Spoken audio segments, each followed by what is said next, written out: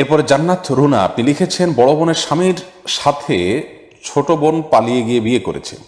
এখন বড় বোন অনেক চেষ্টা করে স্বামীকে আবার ফিরিয়ে এনেছে। দুই বোনকে একত্রে সংসার করতে পারবে? দুই বোন একত্রে সংসার করতে না পারলে এখন তাদের করণীয় কি?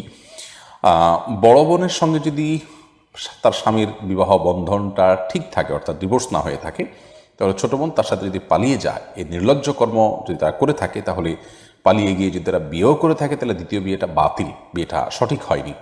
যার কারণে তাকে তার পূর্বের স্ত্রী অর্থাৎ বড় বোন তিনি ফিরিয়ে আনতে পারলে তারাই সংসার করবেন, ছোট যিনি তিনি সংসার করতে পারবেন না, এবং এটি কোনো বিবাহ হয়নি।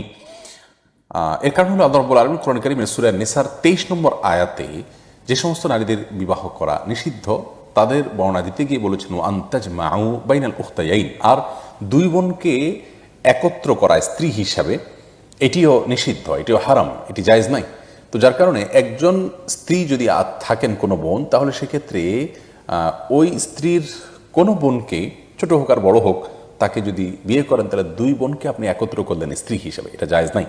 যার কারণে এই দ্বিতীয় বিয়েটা বিশুদ্ধই হয়নি, ফলে এটা অটোমেটিক বাতিল হিসাবে গণ্য হবে।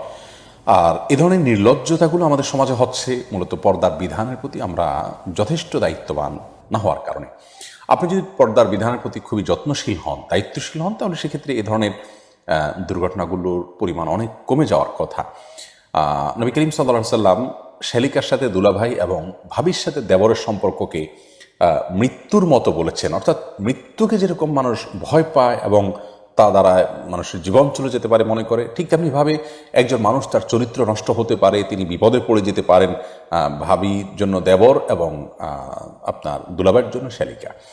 তো এই জায়গাগুলোতে অনেক সতর্ক থাকতে বলেছেন, দূরত্ব বজায় থাকতে নবী করিম সাল্লাল্লাহু আলাইহি ওয়াসাল্লাম বলেছেন।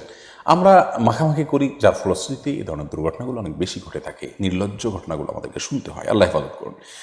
মঈনুল ইসলাম